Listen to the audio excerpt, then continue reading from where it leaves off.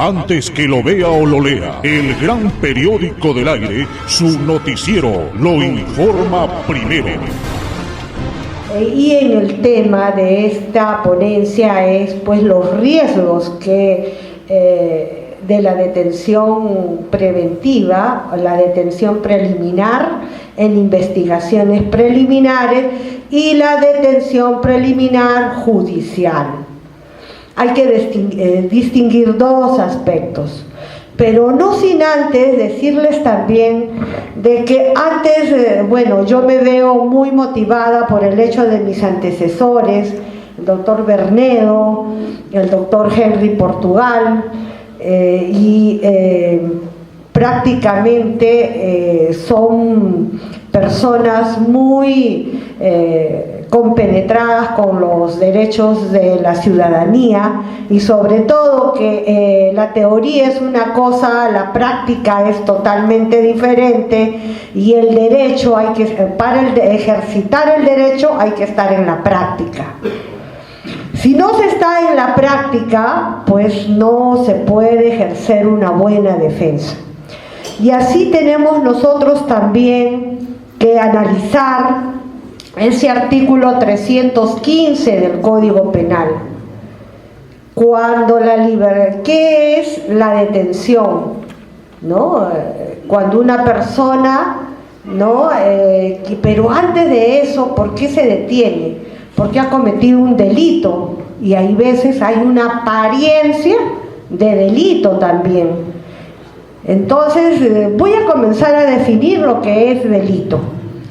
El delito tiene dos elementos principales, que son aquellos elementos objetivos, o sea, es todo lo que nosotros podemos ver, el objeto, lo que vemos físicamente, la mesa, la silla, las personas, y cuando salimos a las calles a protestar, ¿qué es lo que vemos? Edificios, calles, personas, niños, ¿no? Periodistas, las cámaras, ¿no?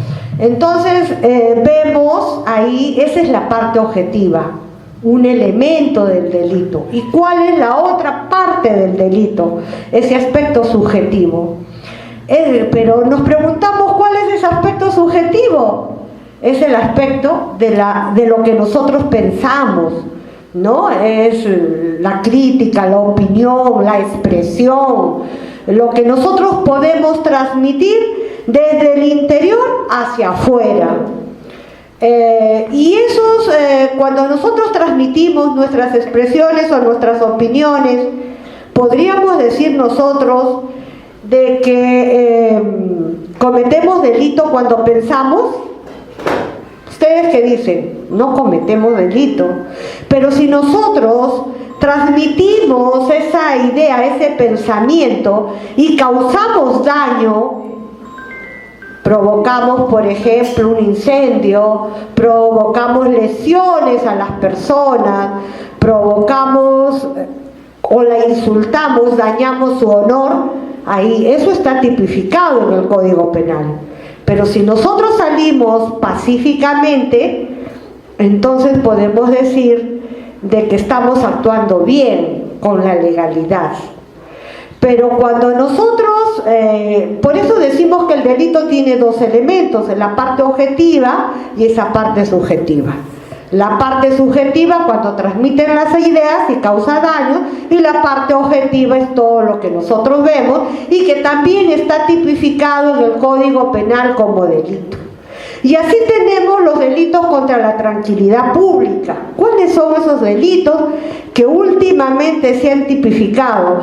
Y vamos a ver también cuál es ese elemento subjetivo, porque el fiscal, para calificar un hecho como delito, necesita los dos elementos: la intención de causar el daño, ¿no? Y la otra parte objetiva, que son los testigos, ¿no? Que también son los elementos de convicción. ¿Cuál es? La cámara fotográfica, ¿no? Los testigos que me van a decir cómo actuó esa persona. La imagen, la fotografía, en el caso de Puno, ¿no? Cuando la imputada a la ciudadanía, al pueblo, a la comunidad, que ellos habían sido los agresores y ellos habían causado las lesiones a los heridos y ellos son los que habían matado a las personas que estaban ahí, porque son la ciudadanía, el pueblo era la que tenía las armas. Entonces era una manera de exculpación, pero un video, ¿no? Una fotografía dice muchas y es una prueba. Entonces esas son las pruebas objetivas, y las pruebas subjetivas es la transmisión de las ideas, pero que van a causar daño y que van a causar lesión. ¿Y ahora qué está haciendo el gobierno? Está tipificando aquellas ideas, ¿no?, que causan daño, pero que a la vez también constituyen apología de delitos contra, por ejemplo, la tranquilidad pública. Tenemos el delito de terrorismo, ¿no?, cuando las ideas se transmiten en forma ideológica y causan daño, terror, etcétera, etcétera, ¿no? Entonces tenemos ese elemento subjetivo y ese elemento objetivo, y tenemos nosotros las pruebas. El pueblo, ¿cómo debe estar reunido? Con los elementos objetivos y también con las testimoniales y también con las expresiones, las críticas, los medios periodísticos, etcétera. Entonces ya tenemos que para la calificación del delito ya tenemos esos elementos.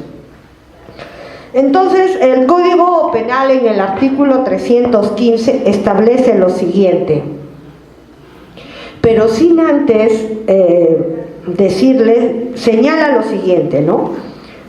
Dice, el que perturbe gravemente la tranquilidad pública usando cualquier medio capaz de producir alarma, será penado con pena privativa de la libertad, etcétera, etcétera, etcétera, ¿no?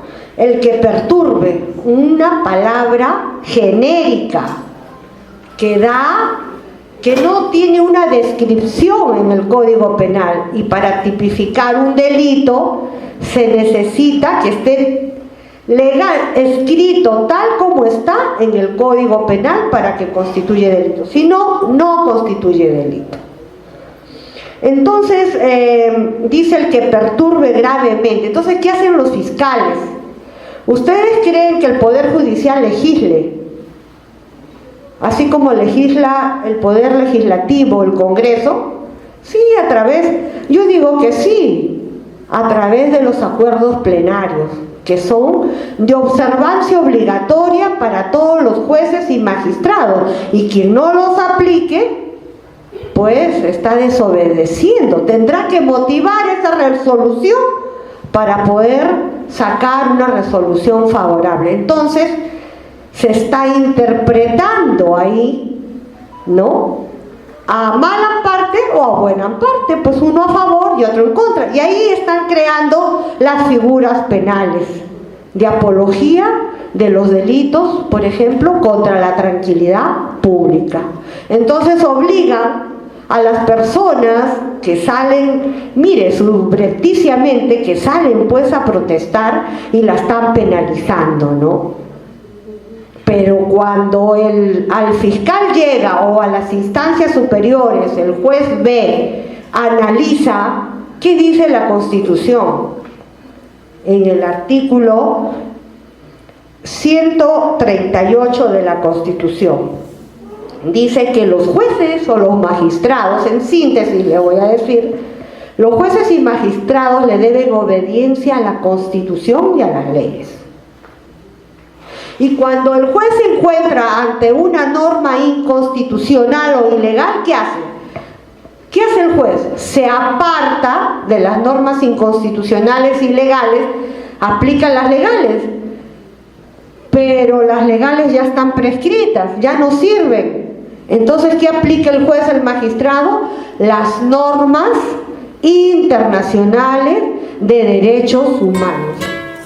En Tacna volvemos a comer rico y sabroso en el restaurante campestre Sol y Sombra. Sol y Sombra de Álvaro Miranda, con todas las medidas de bioseguridad. Somos peruanos. Ven a disfrutar de nuestros platos bandera, los chicharrones, las parrilladas, los picantes, picantes. Los cuyes. Y el arroz con pato. Como siempre, como para chuparse los dedos. Campo y anchura para las lindas familias. Amigos y amistades, solo en el Sol y Sombra. El cumpleañero no paga en el Sol y Sombra. Atendemos los 7 días de la semana. Y desde las 10 de la mañana. El Sol y Sombra te espera en el kilómetro 8,5 camino a Calana. ¡Go! ¡Go! ¡Go! ¡Vamos al Sol y Sombra!